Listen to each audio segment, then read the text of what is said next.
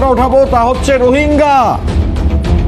মানে কেন এই রাজ্যের পুলিশ ব্যর্থ হচ্ছে বারবার শেখ শাহজাহানকে ধরতে?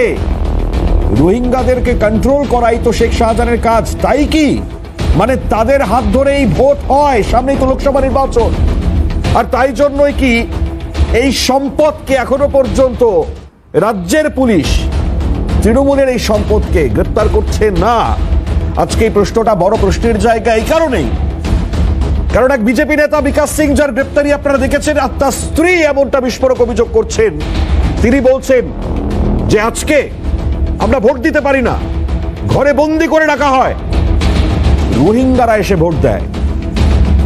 আজকে এই প্রশ্নটাই সব থেকে বড় প্রশ্ন, আর তার জন্যই কি শেখ শাহজাহান তাকে এখনো খুঁজে পাওয়া যাচ্ছে না? অথচ গণতন্ত্রের ফোর্থ পিলারের কণ্ঠরোধ হচ্ছে, অর্থাৎ সংবাদ মাধ্যম তার কণ্ঠরোধ করবার চেষ্টা, সেটা বারবার চোখে আঙুল দিয়ে আমরা দেখিয়েছি।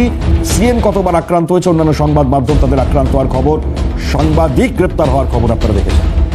আজকে এই পরিস্থিতির মধ্যে দাঁড়িয়ে রয়েছে সন্দেশখালীর গোটা ছবি এটি, এবং একই সঙ্গে দাঁড়িয়ে সামনে নির্বাচন আসছে, তার আগে এটা ছবি।